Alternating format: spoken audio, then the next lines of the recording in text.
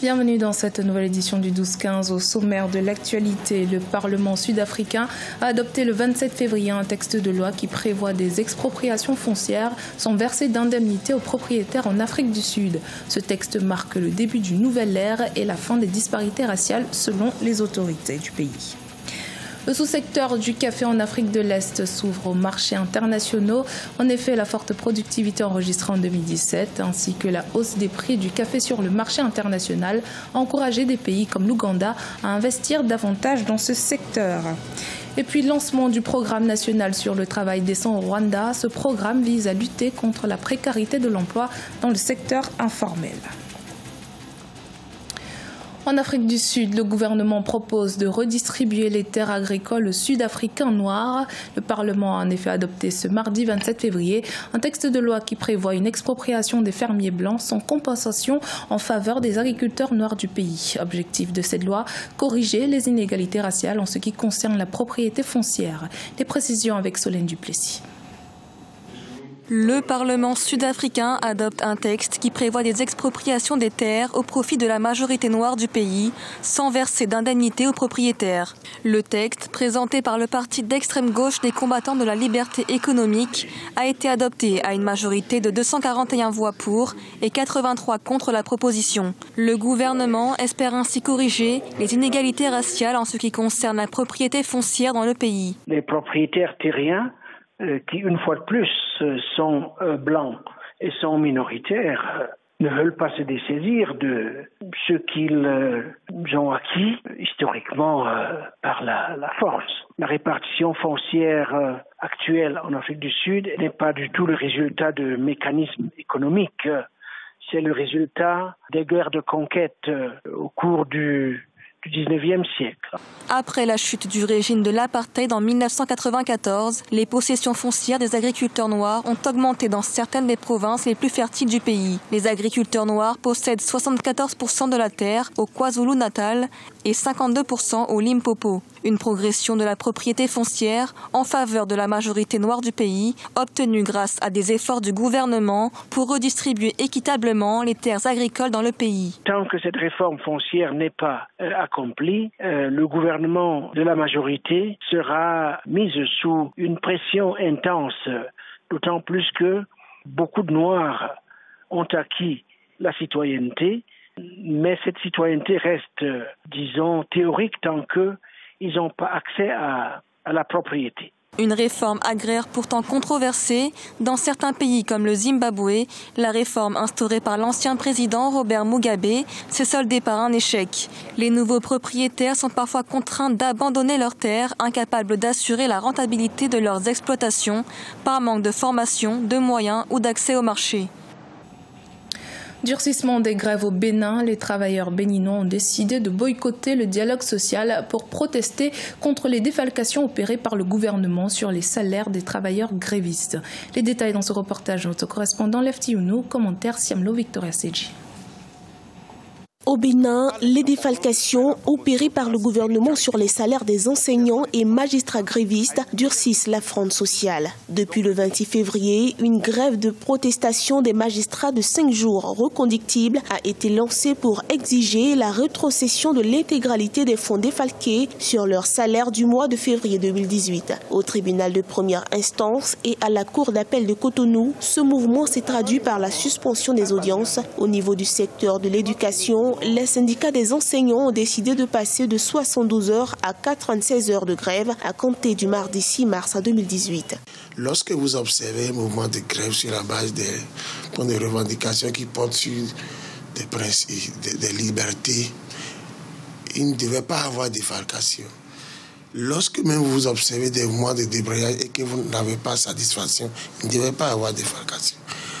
Mais le gouvernement a outrepassé tout ça. Ils ont fait des retenues sur salaire. Les confédérations syndicales estiment que les défalcations opérées par le gouvernement violent l'article 25 de la loi portant exercice du droit de grève au Bénin. Au cours de leur rentrée politique effectuée ce mardi 27 février 2018, les députés du bloc de la majorité présidentielle ont recommandé aux travailleurs la reprise du dialogue social.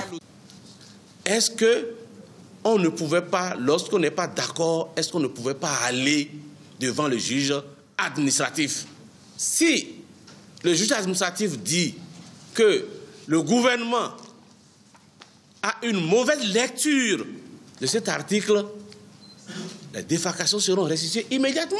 En dehors de ces ponctions sur les salaires, la non-adoption des statuts particuliers des enseignants du primaire et du secondaire constitue, entre autres, le point d'achoppement des négociations entre les centrales syndicales et le gouvernement. Rappelons que les syndicats de la justice organisent une assemblée générale ce vendredi 2 mars 2018 pour faire une évaluation et trouver d'autres stratégies de lutte afin d'exprimer davantage leurs revendications. Les fortes croissances en production de café enregistrées dans les pays de la communauté d'Afrique de l'Est augurent des perspectives positives pour l'exportation du café à grande échelle. L'Ouganda, le Kenya, le Rwanda, la Tanzanie et le Burundi envisagent de doubler leur production de café pour y parvenir. Nelly Ebessa. Les pays d'Afrique de l'Est ont enregistré une forte croissance en production de café en 2017 et l'Ouganda fait figure d'exemple. La production de café au sein du pays s'est chiffrée à 36%, soit plus du double de celle du Rwanda et de l'Éthiopie, s'élevant respectivement à 17,6 et 16,3%. Des statistiques qui ont poussé les producteurs de café de la région à envisager une augmentation de leur production afin d'acquérir de nouveaux marchés motivés par la hausse des prix sur le marché international. L'Ouganda, déjà, s'est tourné vers la Chine et la Russie. Il y a une forte demande pour notre café en Chine, en Russie, au Moyen-Orient et en Afrique du Nord. Avec ces marchés, nous espérons augmenter nos exportations mondiales de café de 3 à 15%, soit 5 fois plus que la part sur le marché mondial. Bien que la production de café en Afrique de l'Est soit croissante, certains pays, tels que le Kenya, font encore face à une production plus faible. D'après certains experts, le coût élevé des intrants agricoles, les faibles rendements et les retards de paiement aux producteurs en sont les principaux obstacles. Il convient donc au gouvernement de la région d'adopter des mesures pour soutenir ce secteur. Pour accroître les rendements et conquérir le marché national, le gouvernement devrait rationaliser une politique, à mon avis, basée sur 6 étapes. La première des choses, c'est la recherche sur les variétés améliorées et surtout sur les méthodes de lutte contre les ravageurs. La deuxième alternative, c'est la vulgarisation des résultats de cette recherche auprès des cultivateurs, ceci à travers la formation et l'information. La troisième, c'est le suivi et l'accompagnement des cultivateurs dans leur exploitation. La quatrième, c'est la gestion des pertes après récolte par la construction dans les bassins de production des centres de collecte, de traitement et de conservation. Et la sixième étape, c'est le regroupement des acteurs autour des coopératives pour leur financement éventuel pour l'acquisition des intrants en quantité et en qualité suffisante.